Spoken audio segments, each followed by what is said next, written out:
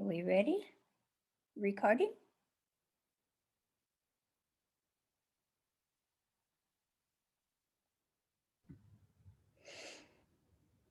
Yes, we are. Okay. Good morning, everyone. Welcome to the Unity Center of Westland, Oregon. My name is Joanne Carothers. It's my pleasure to welcome and bless each one of you today and always. In Unity, we believe each of us dwells in spirit, and each of us is here today by divine appointment. The Unity Center is a ministry where people of all ages, backgrounds, and beliefs celebrate the one common spiritual thread that lives in every heart. If you're discovering or returning to Unity or the Unity Center of West Lynn, we invite you to visit our website, www.worldhealing.org. It's a little different than our name is, but it's worldhealing.org. Our speaker today is Jan Carothers, who's a member of the Unity leadership team, and she has an opening prayer for us. Good morning, everybody, and welcome to this spiritual place, this digital home that allows us to be in community despite whatever else may be going on. We know that there is only one life. There's only one power, and that power is capable, no matter what, in every circumstance. And I speak my word for health and healing and joy and peace in the world and in our hearts. And we know that there is no place where the divine mind is not, because we live and move and have our being in the one. And because it's an opportunity for us to gather and celebrate, I speak my word for the joy of being in spiritual community. And so this is the day that God has made, and this is the day we are so blessed to be together. And so it is. Thanks, Jan. Our spiritual reading this morning is from a little book my sister gave me that I just love it. It's A Cherokee Feast of Days by Joyce Sequici Hiffler. She just has some amazing meditations from a Native American view. This one's from January 26th. One of the keys to getting what we want is to be thankful, even as we ask. If we can see something, we can do it, but we must acknowledge that we have spiritual help. It is the Spirit who gives us our dream or vision and helps us bring it into being. The Spirit stretches us beyond our present capability to accomplish what we think we do not think we can do. Expressing gratitude to the Spirit can turn the key, allowing the door of our dreams to open. If we have the eye to see beyond present circumstances, we should use it, and use it gratefully. Without such vision, not only the dream dies, but the dreamer as well. And from the Hopis, what the Great Spirit made and planned, no power on earth can change it.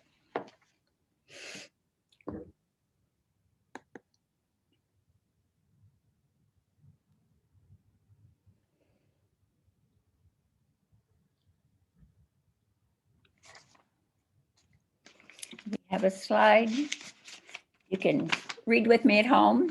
Good unfolding. I expect my good and claim it. I recognize abundance in all aspects of my life. The more I look, the more I see good unfolding.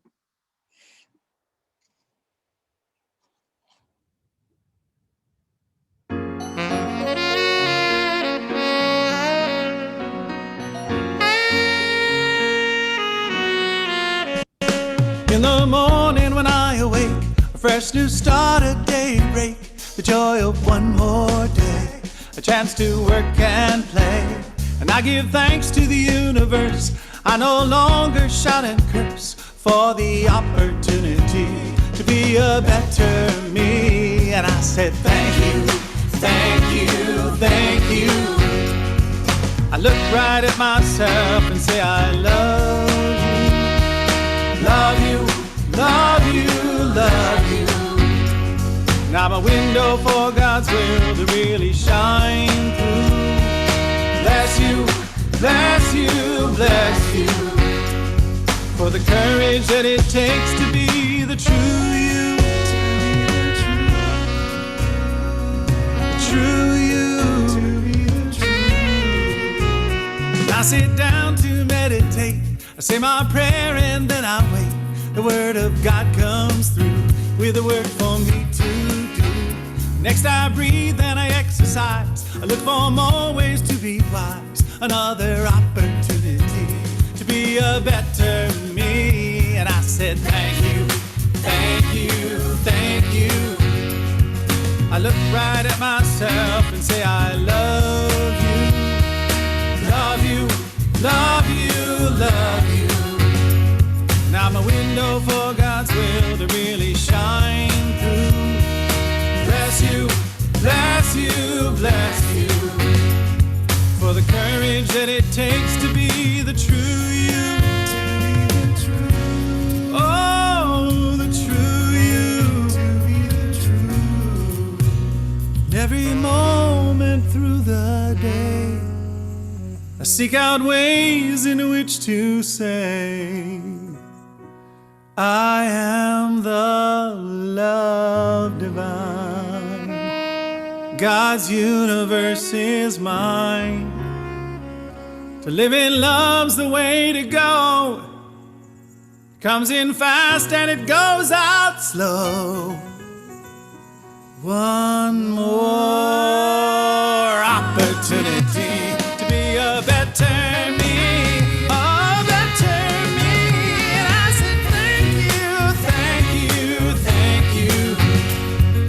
Look right at myself and say, I love you, love you, love you, love you. And I'm a window for God's will to really shine through. Bless you, bless you, bless you, for the courage that it takes to be the true you.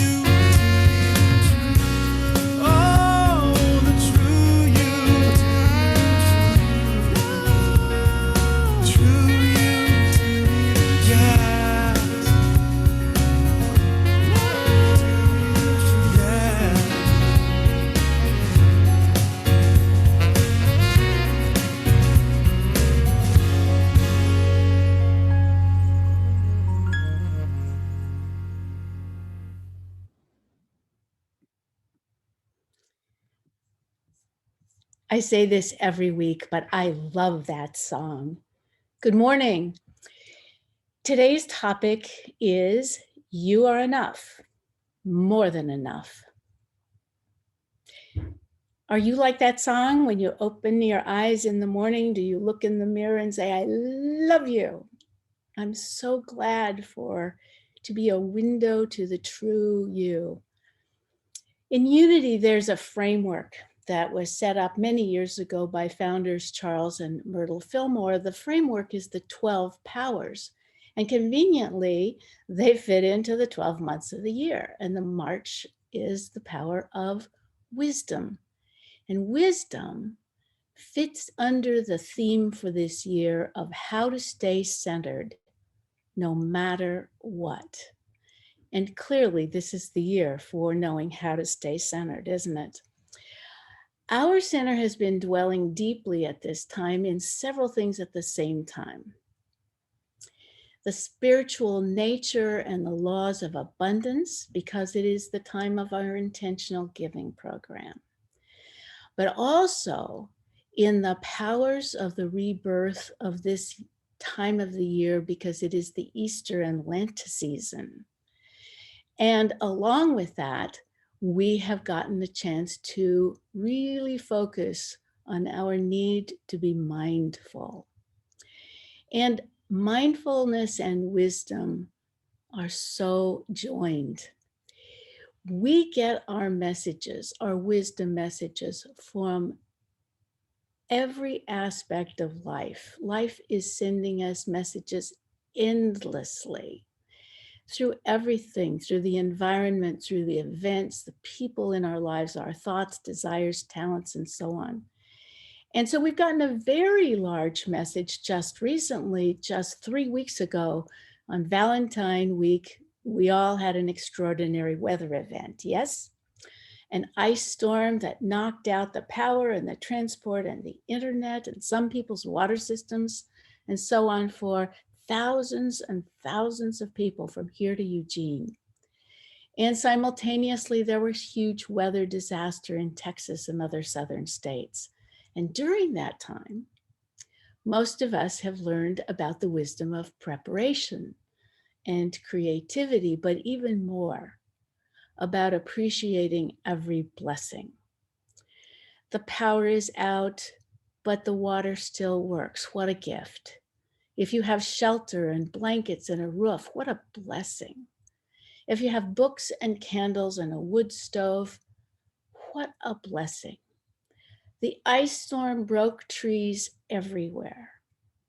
And if one did not fall on your house or your car, what a blessing. And if you didn't lose everything in the freezer because you could just take it out and put it outside on the porch, which was still frozen, that too is a blessing.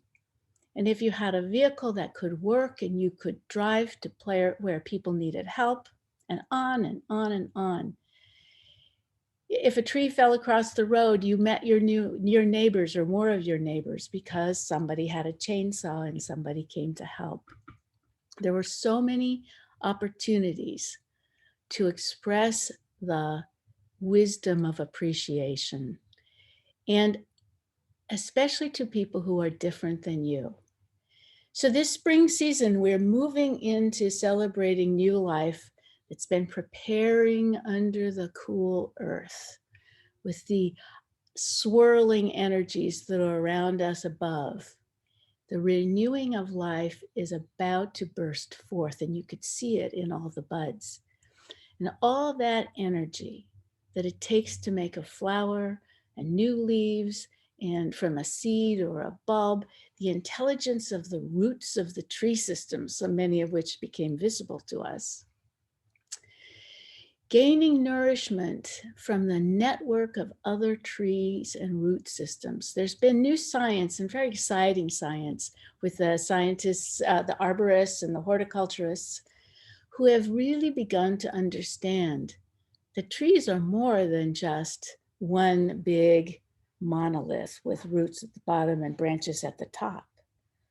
What they are, in fact, is a vastly interconnected communication system that helps every aspect of a grove or larger amount of trees to communicate with each other, support each other, learn from each other. And it's just one more message from the universe that said, if the trees are interconnected, how can we not be interconnected? My favorite book I read last year was The Overstory, and I've told some of you about it, but I recommend it because it is a fascinating story of 12 interconnected people and stories all about trees. And it will literally change the way we look at our role in the universe. Now, here's the thing. Without trees and plants and nature, there's no oxygen, which means no us, right? Without chlorophyll and the sun, there's no photosynthesis, no plants, no us. Without bees and pollinators, no flowers, fruits, no food, no animals, no us. This is not to say that we're not important. We are, or else we wouldn't be here. So here we are, and how we often view ourselves is that we're just not enough. We're just not good enough. We are obviously important in this system. God doesn't make junk. So, do you remember that when you were a kid? That placard says, I'm a child of God and God doesn't make junk. So, it's useful to remember that we came here, we are here with some important responsibilities. And it's a good time for us to recognize those responsibilities. One of those is to become more aware of our life and its nature, to become more fully enlightened, and to gently use that power of our wisdom to go deep, to recognize our interconnections. Doesn't it stand to reason? Doesn't it stand to reason that we are not separate? Nothing is lost in this universe. Nothing is wasted, and nothing is pointless. Therefore, we're here to recognize ourselves in the divine system, to celebrate, to use our essential energies and intelligence to recognize that one of the wonderful aspects of being human is that we have a wide range of options and choices.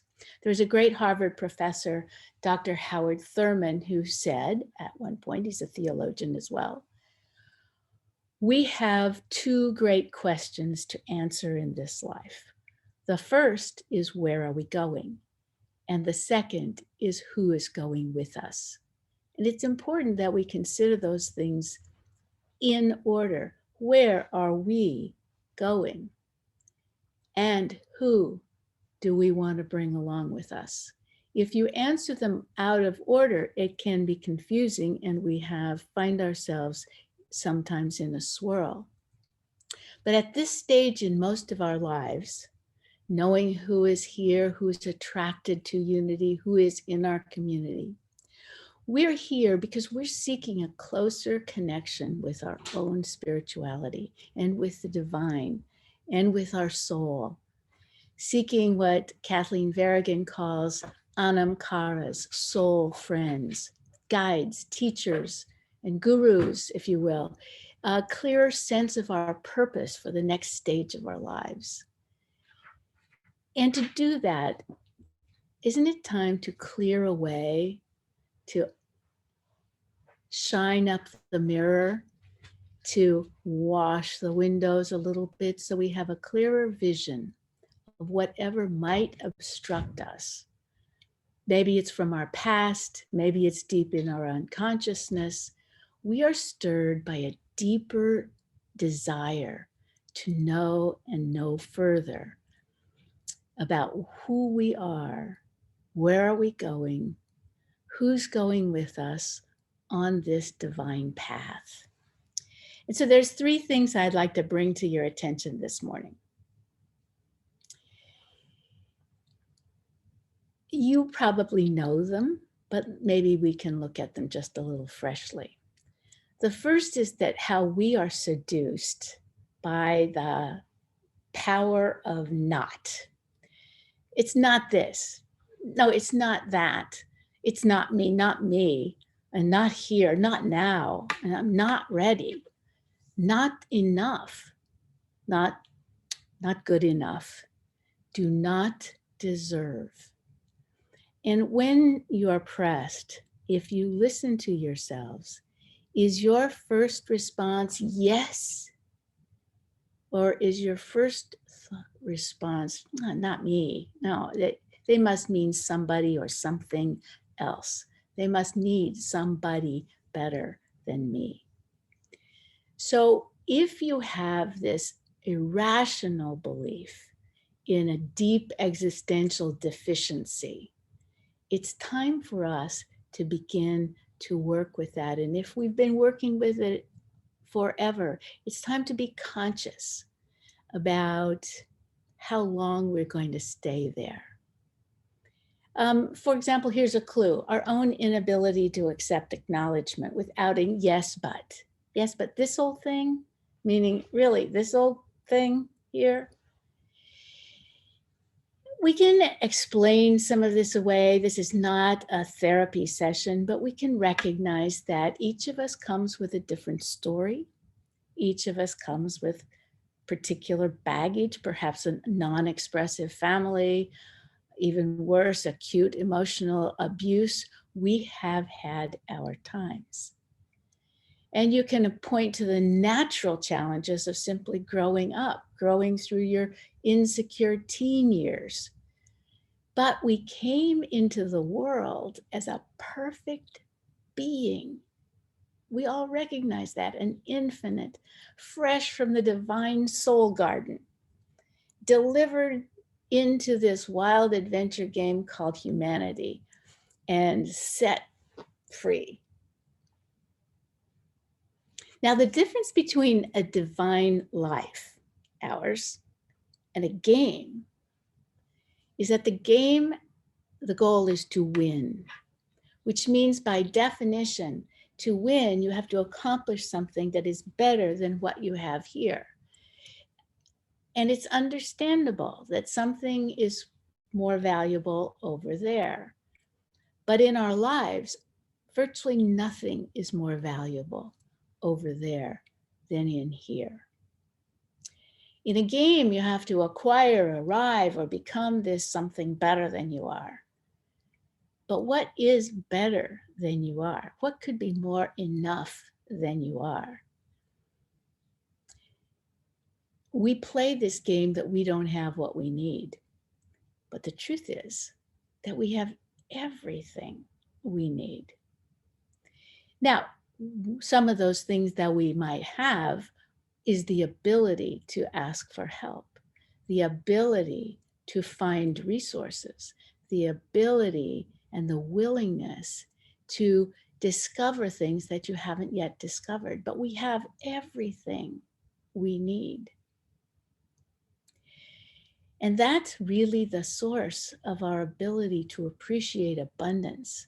When you look around the world, having hauled as many branches and leaves and trees and twigs and stuff in this last while, both at our house and at the center, you realize how abundant nature is just from a few trees, in the amazing richness of our life and capacity.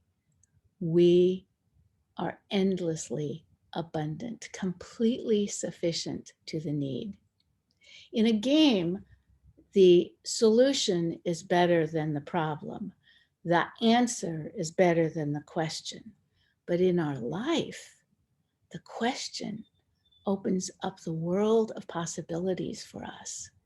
And so we don't set aside the questions, we dwell in the questions, we appreciate them. We calm down that noisy, moody, negative chatter. And when we do, we begin to hear the voice of God calling us in an intriguing new set of possibilities, ones that we have often been unwilling to consider. Because after all, we're not enough. We don't have enough. We are not perfect. Oh, perfect. Let's consider that in a moment. Another message that I've just gotten of wisdom from the universe came from a fortune cookie yesterday that I had for lunch. And it said, it's a very useful message, you are in the driver's seat in your life. Buckle up. Don't you love it? How down to earth. So let's ask the question, what kind of vehicle are you using right now in your life, as your life? Could you be driving a classic sports car or a four-wheel drive off-road SUV, snowmobile, a good sturdy family Volvo? Whatever you're traveling in, are you using it to its full potential? And remember, over the course of a life, we trade vehicles. So there's different stages in our life, but the one you're using now, are you using it to its full potential? If you're driving in an artist's van, if you're fitted out for camping, are you using it for those fundamental primary purposes? What's the fundamental purpose of a jazzy sports car? To be jazzy and go fast, right? Or is it to be cautious and keep it in the garage? So enough for metaphors for a moment. If you have an impulse towards kindness or generosity or adventure, find ways to act on it or move toward it or include others in it. Because if we just stick talking in our head, we will find we are listening to a very familiar old conversation of our old self-imposed limitations, with your self-protective stories and interpretations winning too often. It's really hard to see us in the heart of God when our first response is not. Why not you? Who better than you? So I don't know about you, but I find there are many ways I feel not enough. And what drives me is to try to be perfect. And we fall into the trap of perfectionism. I'm not going to do it if I can't do it well. I'm not going to let other people do it with me if they can't do it perfectly either. The truth is that we are all perfectly imperfect. We came here with our own set of unique skills, our own talents, our own desires. Even if you were an identical twin, there is nobody who is like you in specific detail, because you have the breath of spirit in you. You have your own desires, your own tendencies and willingness. And each of us is a co-creation of spirit, manifesting just as you to be here now. And yet so often we're in the future, we're in the past. It's hard for us to be here now. So we know that we came into the world innocent, naive, perhaps a little bluish, little oddities, little imperfections, but everybody knew we were a center of love energy from your parents and from the universe, a being of God. We are still that. We're still that. But if we are not careful, it doesn't take long for us to gather up a pool of not enough in our lives, of judgment and criticism. We believe the lie that you are not perfect.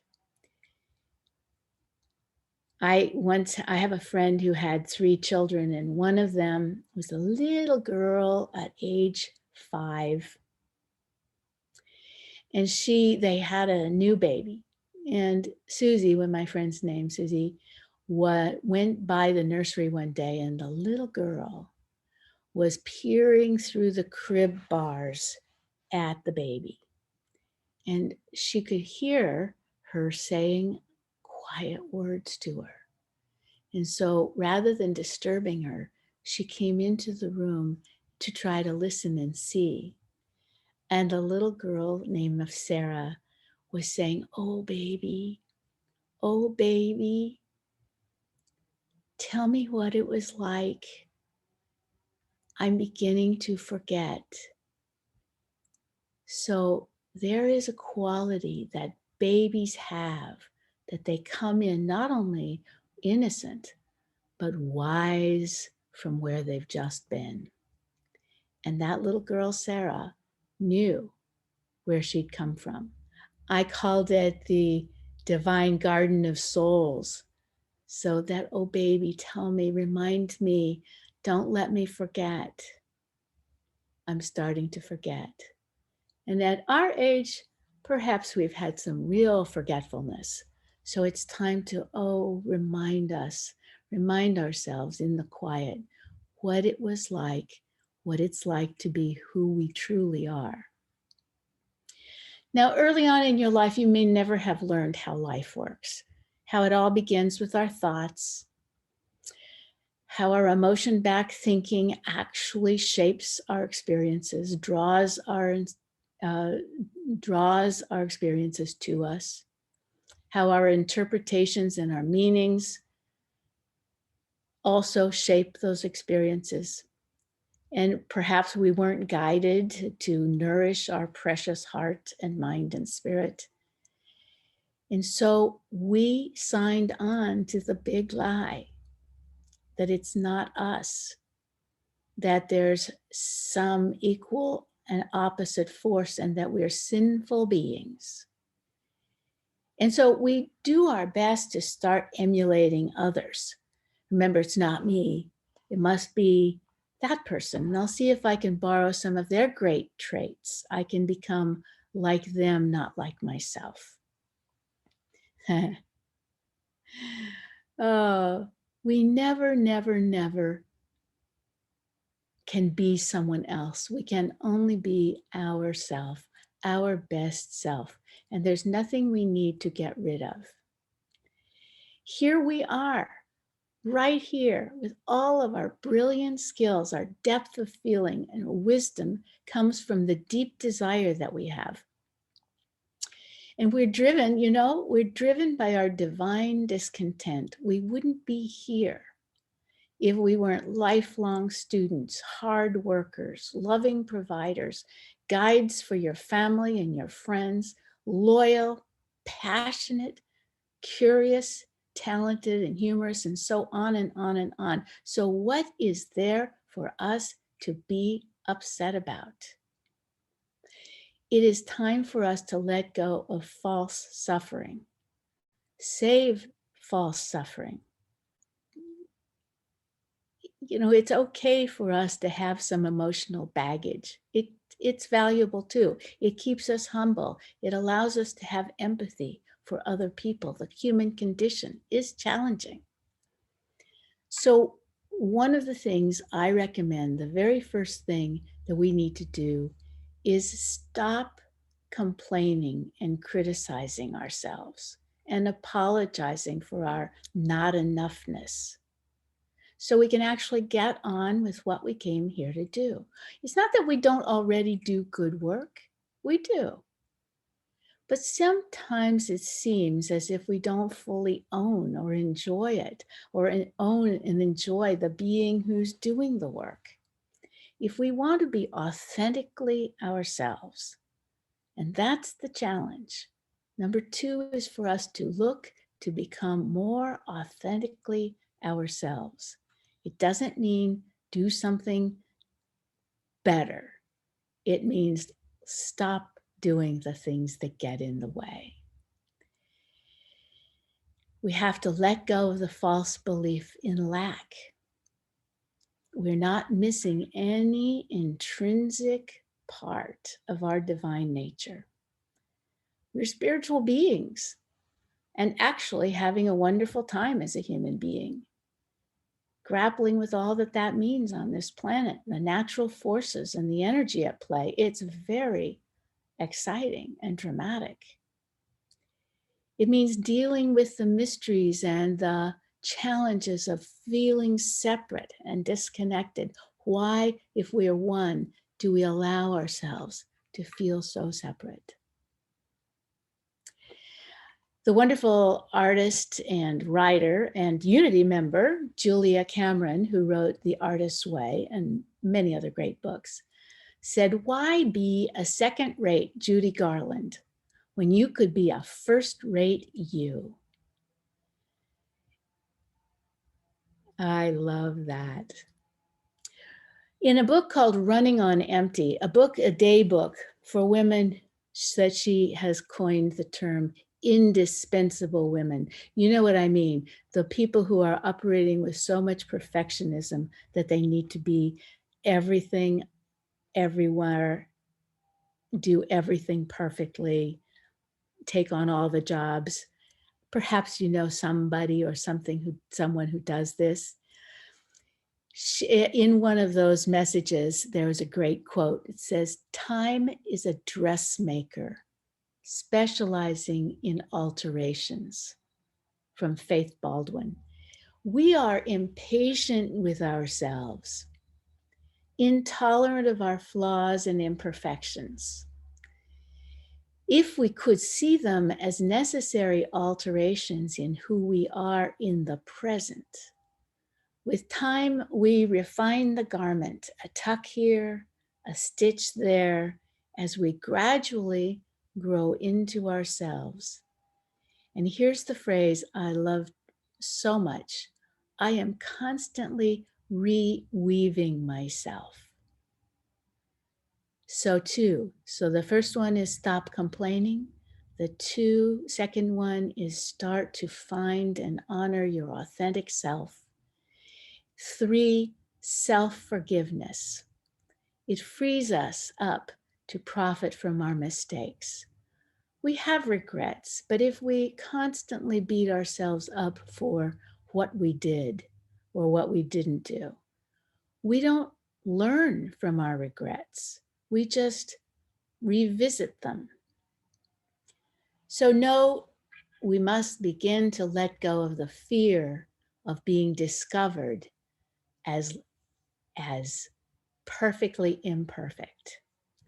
We cannot be indispensable and still be our authentic selves, because our authentic self has this wide range, including we make mistakes, including we have wishes and strives, including we get attached, including that we are constantly working on ourselves, not because we're not enough, but because we have the divine discontent to be more clearly authentic and connected and free. So if we're run by fear, we will strive to be perfect in all things. And if we are caught in that perfectionism trap, we will find ourselves in periodic times in which you simply cannot move forward. Did you know we've got quilters in our group, Nancy and others, I'm sure, Nancy and Marty, beautiful quilts. And the Amish quilters have a custom in which they purposely make a mistake in each quilt, a small flaw, to remind themselves that only God creates perfection. And I think that God is playing that game too, because in every one of us, there's at least one small flaw, something that is uniquely, specially, even humorously, not our best wishes. One of my friends, your friend Jody Stevenson, Reverend Jody, did my wedding for 32 years ago. And she has a part of the wedding service in which she hands the bride and the groom perfectly wrapped roses. And she asks you to look at each gorgeous rose and find a small flaw, which you always can, because nothing is perfect. And she says it's important to remember that in the most beauty, there's always something irregular, something, maybe it could be seen as a flaw in the beauty of the flower. And we know that that's a metaphor for our partner, our families. There's always something, and we learn to love and accept those things that are gorgeous. Part of the gorgeousness is that there's a little flaw. So we have enough. We are more than enough. We have all that we need. And we are going to be willing. We're going to be willing that when the glimmer comes, that things are calling us to use our life's energies differently, it's important to pay attention. We are going to be willing to perhaps have a different response rather than this old thing, not me, sometime later when I'm perfect and ready. we're going to learn to respond with a gentle openness, to consider being bravely willing to try naively, not to have all the answers and figure it out, to already know before we breathe into the possibility, we check the truth of our authentic nature. We stop complaining about yourself and other people, and you allow yourself to have a sense of humble humility and humor about the areas where we just don't fully live up to what we wish. We're aspirational beings. We're always thinking of something we'd like to be better. However, that does not mean that we're not perfect, perfectly imperfect. Do our prayer work, our meditation, our spiritual work, and remember the words to one of Janice Stanfield's songs, and we have her program for the next song, but it's different. And her song is, I have more than enough of all that I need to do all that I can, be all I can be. I go through this day, this is my creed. I have more than enough of all that I need. Charles Fillmore said, deny that lack has any place or reality or in your thought or your affairs, and affirm plenty as the only appearance. Praise what you have, be it ever so little, and insist that it's growing larger. Thank you. Let's just know in our hearts, let's admit that we have always known that we are children of the One, and that every area of our life glows with the beauty of that knowledge, with the luster of our love, and the creativity that comes from staying tapped in to the one mind, heart, body, soul. And with that, we have an affirmation that Sharon's going to bring up. And let's say it together. It's coming here soon. Today, I allow my vision to expand, my heart to open, and my spirit to soar. I willingly let go of fear and live fully in love. I use all the gifts I've been given to serve God and my fellow beings. Thank you.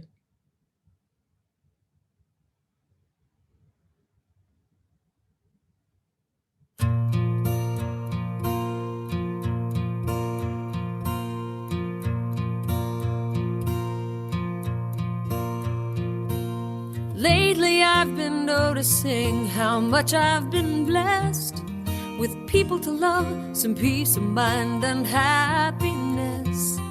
It makes me want to pass along this love I've received as a way of giving thanks for what's been given to me. I've got a strong heart.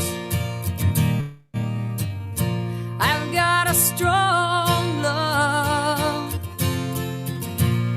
And I'm ready to use the gift I've been given to make this world a better place to live in. Ready to use the gift I've been given to make this world a better place to live in.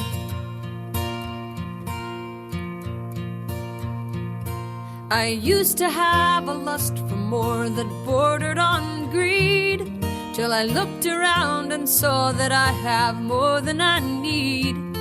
I thought I had to have it all before I could share, till I realized what's mine to give has always been there. I've got a strong heart. I've got a strong love. And I'm ready to use the gift I've been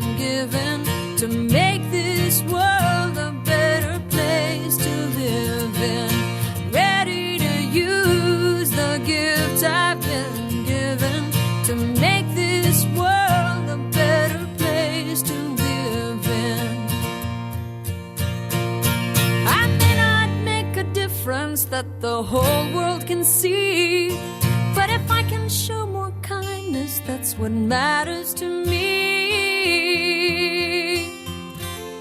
I'm changing on the outside, finding gray in my hair, but the difference on the inside is that I don't care.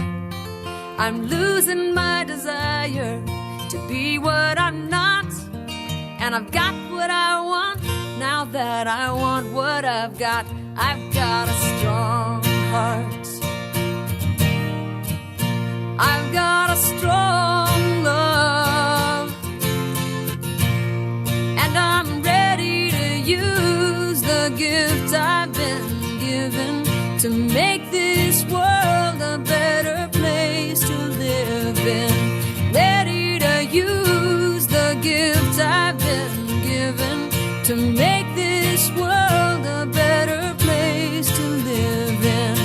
Ready to use the gift I've been given to make this world a better place to live in. Ready to use the talents you possess. The world would be sad and silent if no birds sang except the very best. Ready to use the gift I've been given to make this world a better place to live in.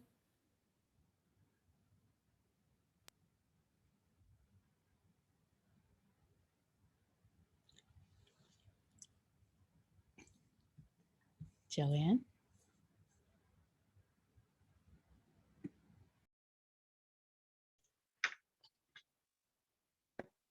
Sorry about that. Unmute. Thanks, Jen, for that wonderful message and for that fantastic song. Yeah, I'm going to have to think about what gifts I've been given and put them to use. As you know, we've been focusing on our abundance and prosperity. We're coming to the final weeks of our annual intentional giving program. There have been wonderful activities for the last month, and many of you volunteered and participated. We're happy to be receiving your intentional giving commitment cards coming into our new office. Thanks to each and every one of you. Thank you for your belief in the future of our congregation, our church, and especially now as the Unity Center enters our 31st year. If you haven't yet chosen your giving amount or method, or sent or brought it in, we encourage you to do that this week.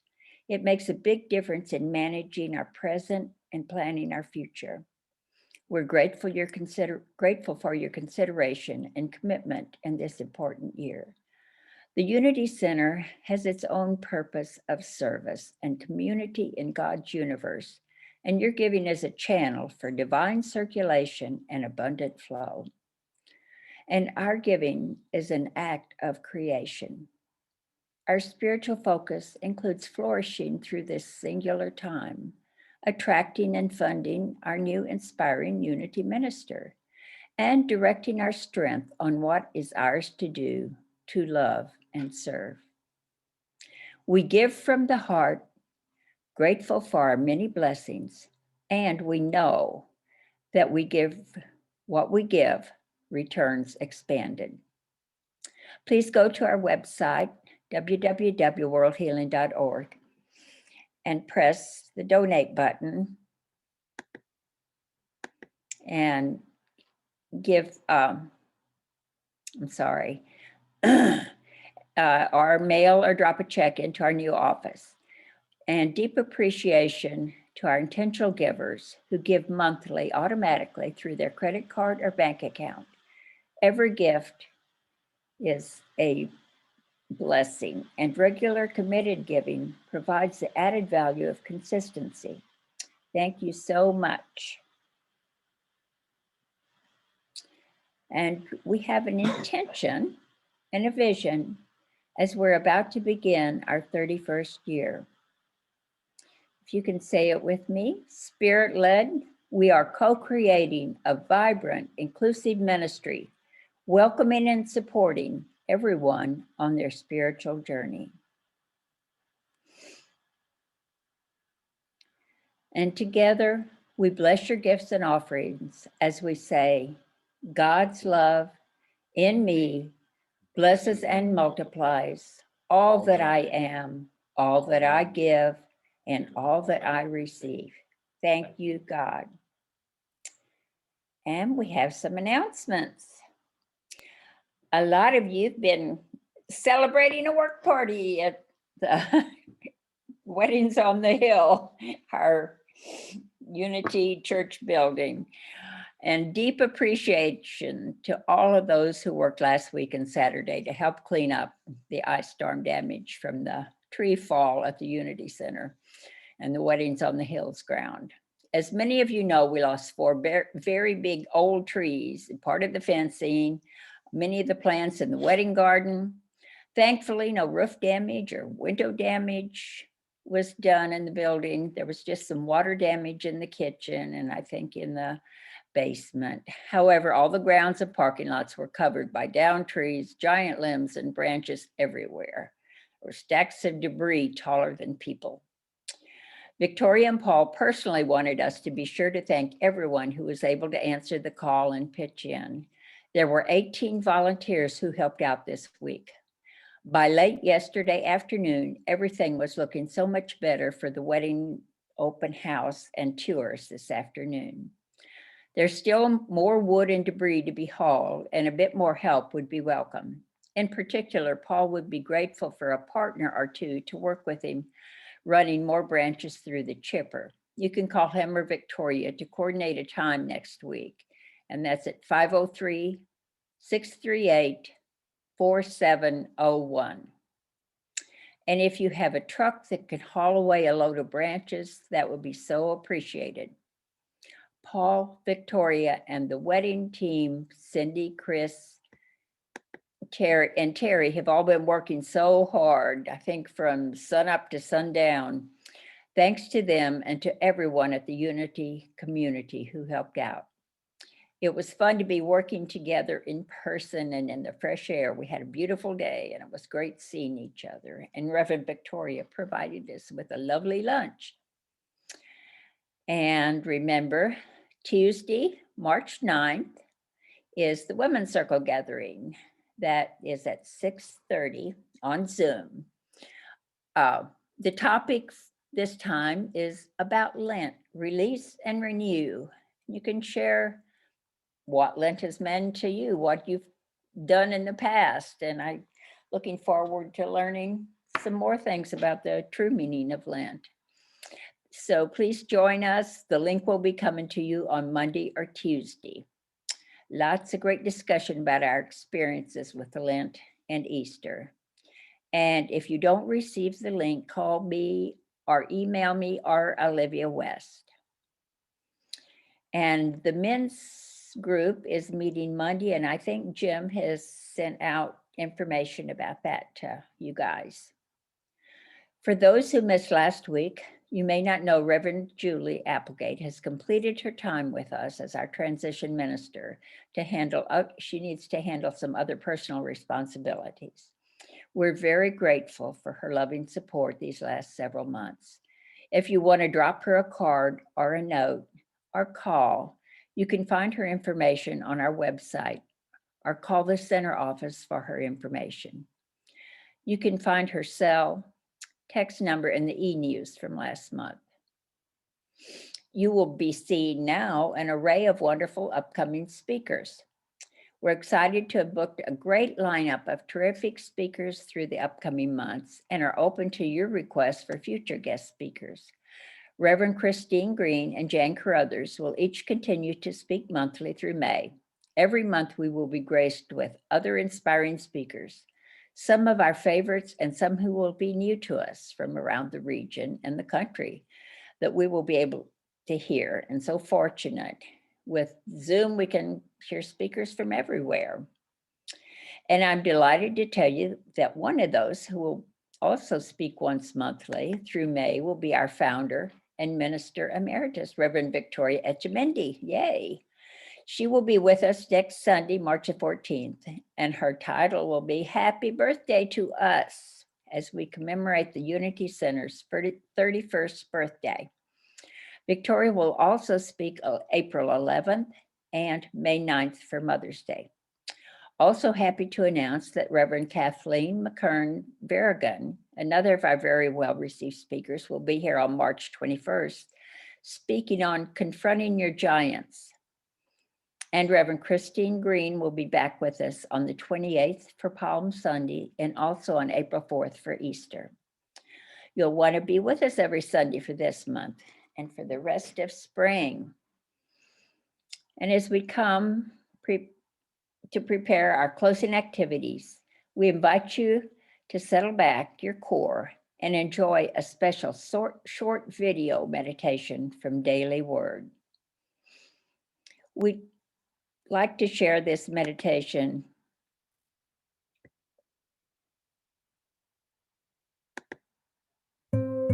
Guidance.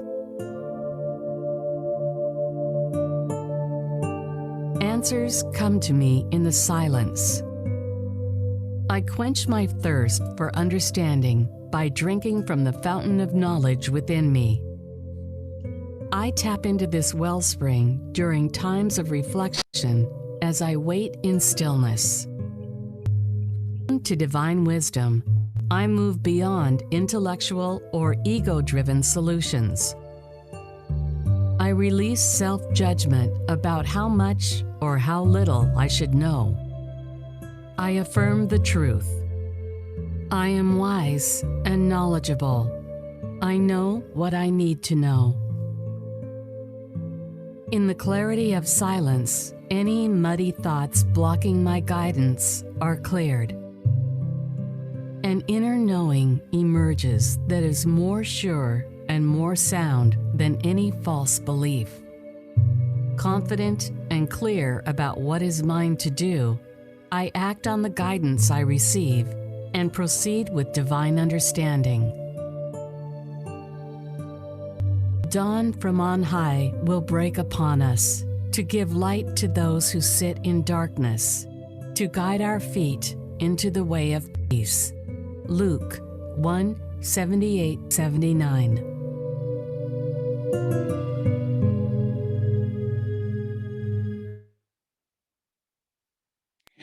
And as we complete our service, we symbolically blow out the candles.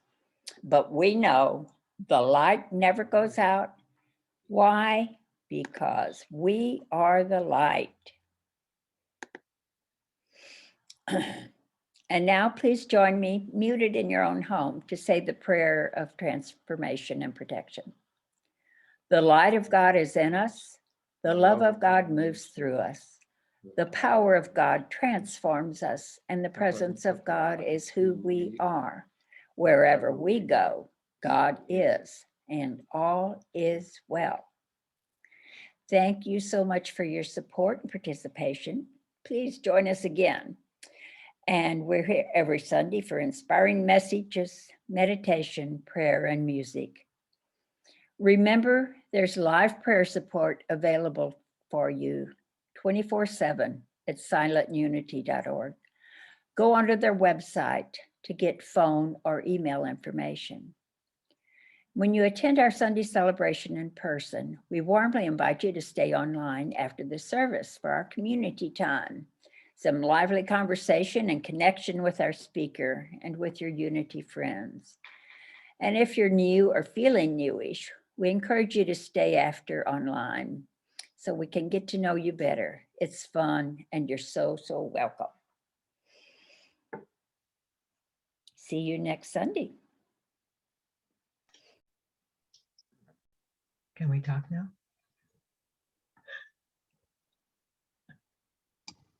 Sorry, I'm trying to pull up that peace song